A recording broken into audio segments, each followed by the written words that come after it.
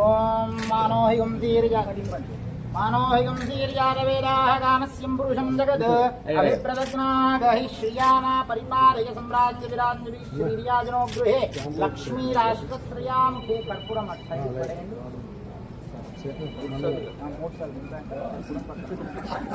మానోహిగం ధీర్యాదవేదాః కామస్యం పురుషం జగద్ అభిప్రదజ్ఞాగహి ఇంకా జరుగు కొంచెం జరు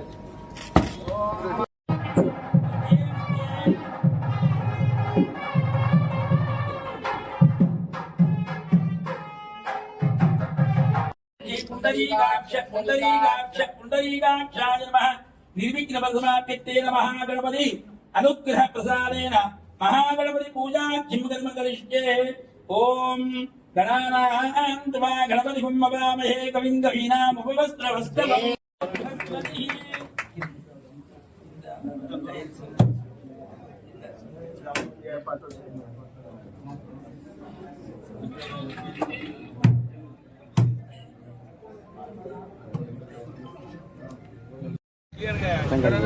లోకల్ వాళ్ళు లేకుండా ఇప్పుడే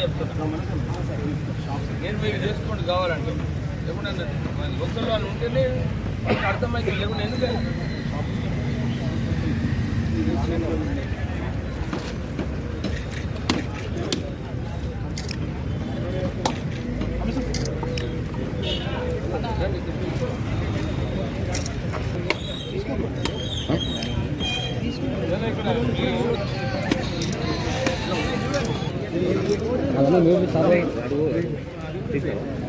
ఎక్కడ తింటే తప్పది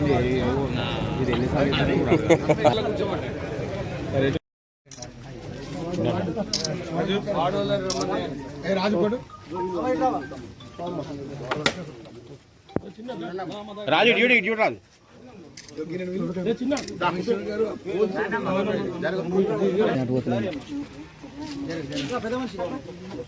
ఇటు దిక్కురా అమ్మా ఇటు దిక్కురా ఇటు దిక్కురా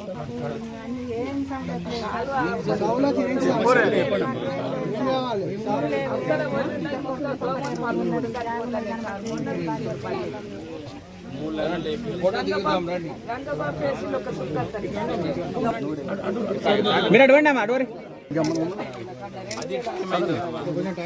కేసీఆర్ ఖజానా ఖాళీ చేసేసిండు మొత్తము 3 లక్షలు అని చెప్పి 8 లక్షలు వేరే ఇస్తున్నాం కదా 200 యూనిట్లు వచ్చినాయా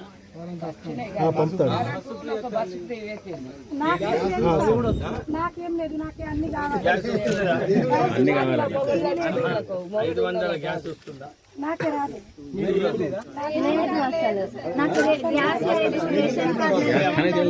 ఇప్పుడు ఈ కార్డుల అందరికి ఏదైతే అర్హత ఉన్నదో అన్ని కూడా కార్డులు రావాలి దానికి సాఫ్ట్వేర్ కావాలి అయితే వాళ్ళు చేస్తున్నారు వచ్చే నెల మీకు అందరికి కార్డు వస్తాయి ఎవరైతే అర్హత ఉన్నదో అందరికీ 500 గ్యాస్ 200 యూనిట్లు సన్న బియ్యం వస్తున్నాయా తింటున్నావు మళ్ళీ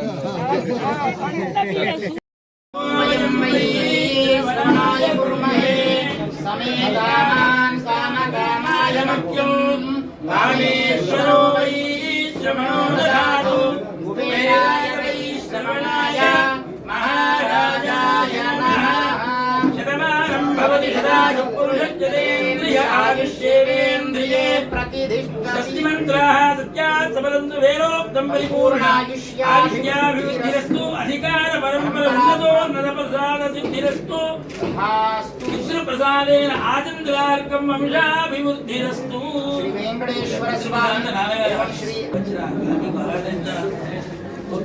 ज्येष्ठनान्यर्यामिधेनो पूजमानः अभिचन्द्रावर्तमेनो हिरण्याभिद्वान्नो रहिमो देव सोमा పంపిస్తాను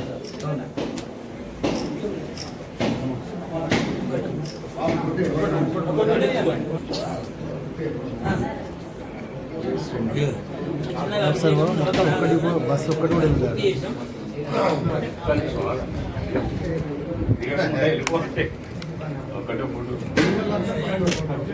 కొంచెం కరా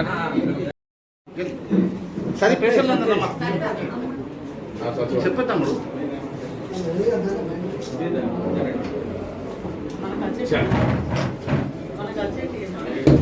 చలో బాబు.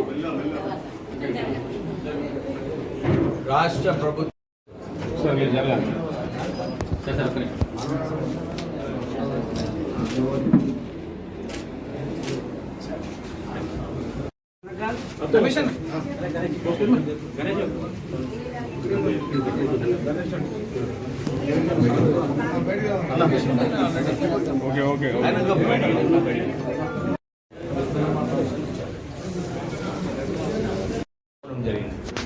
భూభారత్ టిఆర్ఎస్ హయాంలో ధరణి పోర్టల్ అని చెప్పి చాలా అవకతవకలు కావడం జరిగింది. మీ అందరు తెలిసిన విషయమే. అప్పుడు పట్టా భూములు, విలువలైన పట్టా భూములన్నీ కూడా ప్రొహిబిటెడ్ ఏరియాలో తీసుకొని ప్రజలకు చాలా ఇబ్బంది పెట్టడం జరిగింది. కొత్త ప్రభుత్వం వచ్చిన తర్వాత కాంగ్రెస్ పార్టీ మేము కొత్త భూభారత్ తీసుకొస్తాము, దీంట్లో అన్ని ల్యాండ్ రికార్డ్స్ కూడా డిజిటలైజేషన్ చేసి ఎక్కడ కూడా అవకతవకలు లేకుండా చేసే బాధ్యత రాష్ట్ర ప్రభుత్వం తీసుకోవడం జరిగింది. అతి త్వరలోనే రాష్ట్ర వ్యాప్తంగా ఈ భూభారత్ పోర్టల్ ప్రారంభమవుతుంది. ఈరోజు చెన్నూరు నియోజకవర్గంలో జైపూరు, చెన్నూరులో ఈ భూభారత్ పోర్టల్ ప్రారంభం కాబోతుంది.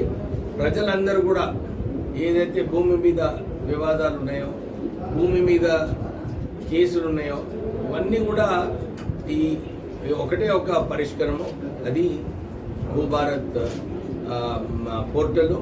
దీంట్లో ప్రత్యేకంగా ఇష్టం వచ్చినట్టు ఎవరైనా సబ్ రిజిస్ట్రేషన్స్, ఇతర సైట్ రిజిస్ట్రేషన్స్ ఇవన్నీ కూడా ఉండదు. ఎందుకంటే పోర్టల్లో వెళ్ళినప్పుడు ఎవరు పట్టేదారు, ఎవరు అమ్ముతున్నారు, అది ఇమ్మీడియట్లీ అక్కడే మ్యూటేషన్ అయిపోతుంది. సో ఈ ఏదైతే దేశవ్యాప్తంగా ప్రత్యేకంగా తెలంగాణలో ఏదైతే భూ వివాదాలు ఉన్నాయో ఇవన్నీ కూడా తక్కువ అవుతాయి. ప్రత్యేకంగా బీద ప్రజలు ఎవరైతే పోలీస్ స్టేషన్కి పోవాలో, ప్రొటెక్షన్కి కలెక్టర్ దగ్గర పోవాలో, ఆర్డీఓ దగ్గర పోవాలో, ఎంఆర్ఓ దగ్గర పోవాలో, వీళ్ళందరూ కూడా తిరిగి వీళ్ళందరికీ చాలా ఇబ్బందులు ఉంటాయి.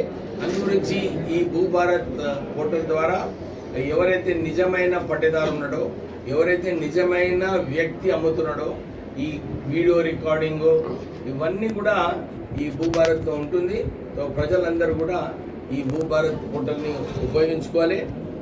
టీఆర్ఎస్ ప్రభుత్వంలో వేలాది ఎకరాలు స్వాధీనం చేసుకునే పరిస్థితి మీ అందరు తెలిసే ఉంది. ఈడీ కూడా రేడ్ చేసి ఇక్కడ ఈ ప్రొహిబిటెడ్ కేసెస్లో పైసలు తీసుకొని దాని తర్వాత ప్రొహిబిటెడ్ తీసేయడము ఇవన్నీ కూడా ఆల్రెడీ ఇన్వెస్టిగేషన్ నడుస్తుంది. ఈ త్వరలోనే ఈ ఇన్వెస్టిగేషన్ పూర్తి కావాలని చెప్పి కోరుతున్నాం. సార్ ఇంకోటి మొన్న పార్లమెంట్ సెషన్లో కూడా మంచి విషయం. ఎందుకంటే రిటైర్డ్ కార్మికులు చాలాసార్లు నేను కూడా ఎంపీగా ఉన్నప్పుడు నాకు వాళ్ళు రిప్రజెంట్ చేయడం జరిగింది.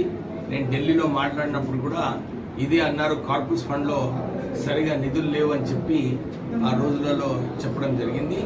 కానీ ఎంపీ వంశీ గారు పార్లమెంట్లో గలమెత్తి మళ్ళీ కిషన్ రెడ్డి గారితో చర్చించి దీంట్లో ఏదో ఒకటి చేయాలి అని చెప్పి చాలాసార్లు పార్లమెంట్లో మాట్లాడడం జరిగింది. తర్వాత సింగరేణి సంస్థతో కూడా మీరు రిటైర్డ్ కార్మికులకు ఏదైతే వారికి ఫెసిలిటీస్ కల్పించాలో, ఈ పెన్షన్ ద్వారా మీకు ఎక్కువ కాంట్రిబ్యూషన్ చేస్తే బాగుంటుందని చెప్పి కూడా వారిపైన ఒత్తిడి తీసుకురావడం జరిగింది.